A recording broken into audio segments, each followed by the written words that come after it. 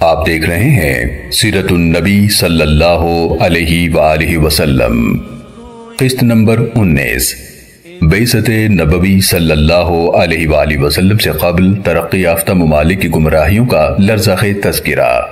16واں حصہ، ساسانی خاندان کی حکومت کا آغاز، حصہ پنجم۔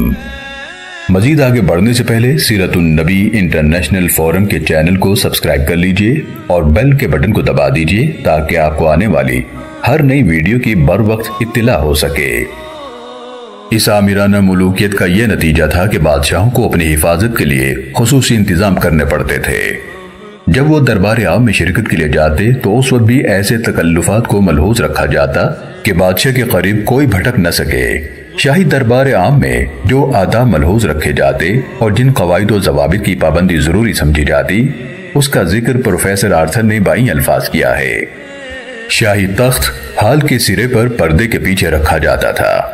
اعیان سلطنت اور حکومت کے اعلیٰ عہدیداروں کو پردے سے مقررہ فاصلے پر بٹھایا جاتا تھا۔ درباریوں کی جماعت اور دوسرے ممتاز لوگوں کے درمیان ایک جنگلہ حائل رہتا تھا۔ اچانک پردہ اٹھتا تھا اور شہنشاہ تخت پر بیٹھے دیبا یعنی باریک ریشم کے تکیے پر سہارا لگائے زربفت یعنی سونے اور ریشم کی تاروں سے بنا ہوا کپڑے کا بیش بہا لباس پہنے جلوگر ہوتا تھا۔ تاج جو سونے اور چاندی کا بنا ہوا اور زمرد، یاقوت اور موتیوں سے مرصع تھا، بادشاہ کے سر کے اوپر چھت کے ساتھ ایک سونے کی زنجیر کے ذریعے سے لٹکا رہتا تھا، جو اس قدر باریک تھی کہ جب تک تخت کے بالکل قریب آ کر نہ دیکھا جائے نظر نہیں آتی تھی۔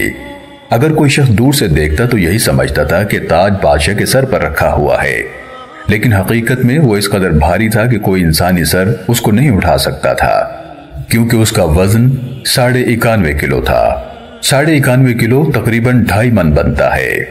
خسرو اول کے جانشین ہرمز چہارم کے تاج کے بارے میں ایک مشہور سیاح تھیونی لیکٹس بیان کرتا ہے۔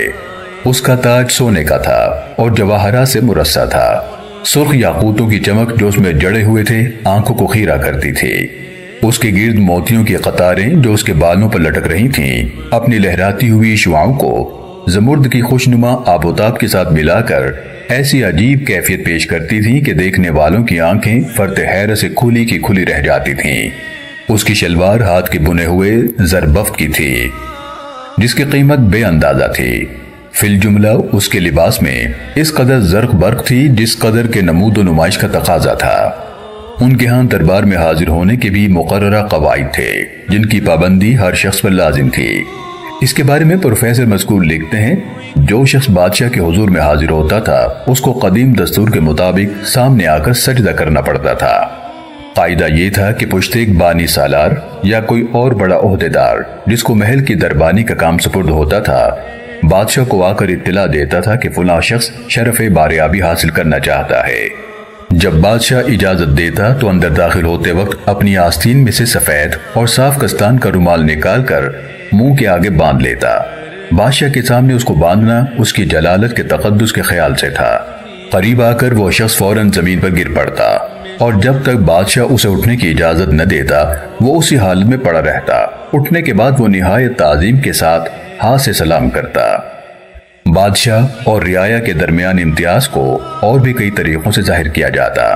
مثلا جس روز بادشاہ سینگیا لگواتا یا فسق کرواتا یا کوئی دوائی کھاتا تو لوگوں میں منادی کرا دی جاتی تاکہ تمام درباری اور پایا تخت کے رہنے والے ان میں سے کوئی یہ کام نہ کرے۔ ان کا عقیدہ یہ تھا کہ اگر کوئی دوسرا شخص بھی اس دن وہی علاج کرے تو پھر بادشاہ پر دوا کا اثر گھٹ جائے گا۔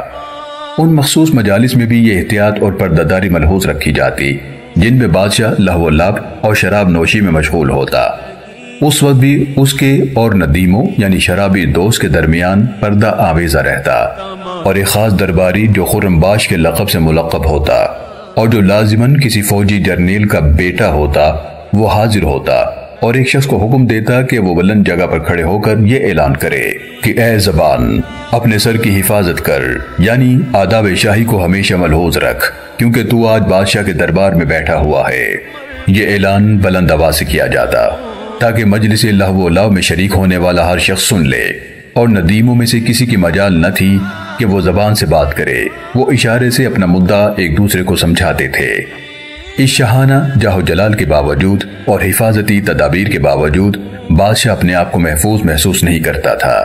اسے ہر وقت یہ دھڑکا لگا رہتا کہ کہیں اس کے دشمن اس کو قتل نہ کر دیں۔